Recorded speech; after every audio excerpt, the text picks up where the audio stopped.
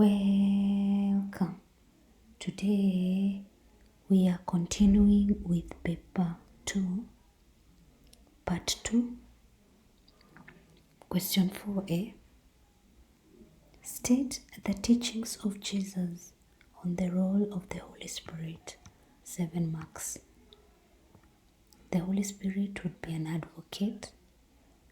The Holy Spirit would be a counselor. The Holy Spirit would be a comforter. He would remind the disciples about the deeper meaning of the teachings of Jesus. The Holy Spirit would reveal the sins of the world. The Holy Spirit would convict people of their sins. The Holy Spirit reveals truth about God. The Holy Spirit reveals the Holy Trinity. The Holy Spirit guides into all truth. The Holy Spirit would affirm Jesus is the Son of God, or you can say the Holy Spirit would reveal Jesus as the Son of God. The Holy Spirit would teach the disciples all things. He would reveal the glory of Jesus. He would empower the disciples to become witnesses of Jesus. The Holy Spirit would reveal all things to come. Question 4b. Outline the teachings of St. Paul on the unity of believers as expressed in the image of body of Christ. 8 marks. The church, just like a human body, has different parts which work for the total well-being of the whole body. Each member of the body of Christ has a different role to play, just as different body parts play different roles. Christians should remain united, just as the body with different parts is one. Christians should be concerned with the welfare of others, just as one takes care of the part of the body that is hurting. All members of the church share all rights, just like the body benefits from all its parts. Christians are members of one body of Christ through being empowered by one Spirit. It is the will of God for the church to be served in different ways by people with different gifts. Christians should have humility in order to promote unity among themselves, just as an individual is required to possess all the virtues to preserve the body. Question 4c. Identify 5 causes of conflict between the youth and the old in the church today. 5 marks.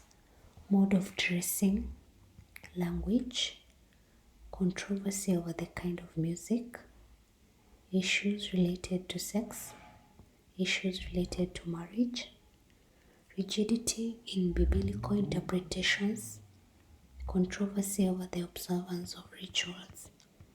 Question 5a. Identify 5 sources of Christian ethics. 5 marks. The Bible, or you can say the sacred scripture, human reason and experience, the Christian community, the natural law, and situational ethics. Question 5b. State 7 similarities between traditional and Christian understanding of marriage. 5 marks. So you're supposed to start here in both. In both, marriage is ordained by God. In both, marriage is for procreation. In both, marriage is for companionship. In both, it is permanent. In both, it is a communal affair. In both, marriage is between a man and a woman. In both, the husband and the wife should give conjugal rights to each other. In both, it promotes the social status of those who enter it. In both, it's a covenant relationship. Question 5c. Outline 8 ways through which Christian parents should demonstrate responsible parenthood. 8 marks. Being positive role models to their children. Understanding their roles and responsibilities. Educating children in all aspects of life. Teaching and reading their children in religious matters. Helping their children grow physically, socially, psychologically, and emotionally. Helping their children develop intellectually by providing opportunities for them to learn. Teaching morals and right behaviors to their children. Teaching them social and civic responsibility by not discriminating against any of their children. Showing understanding and tolerance to their children. Question 6a. Outline the rights of a Kenyan citizen. 8 marks. Right to life or right to live. Right to have basic needs. Right to receive education. Right to have freedom of association. Right to freedom of speech. Right to own property. Freedom of worship. Right to movement. Right to work. Right to security. Question 6b. State 6 effects of pollution on the environment in Kenya today. 6 marks. It has led to infectious diseases in human beings and animals. It has led to global warming, or you can say it has led to change in climate. It has contributed to inconsistent rainfall, drought, and fall famine. It has led to ecological imbalance. It has led to migration of some animals. It has led to human conflict. It has led to animal conflict. It has led to death of human beings and animals. It has damaged buildings, or it has led to wastage of resources.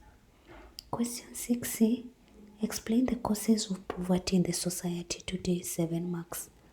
Laziness, lack of inheritance, raids, sickness, natural calamities, unemployment, poor leadership, geographical factors, historical factors.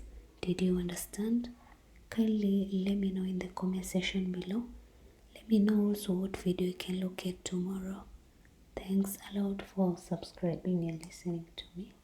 God bless you.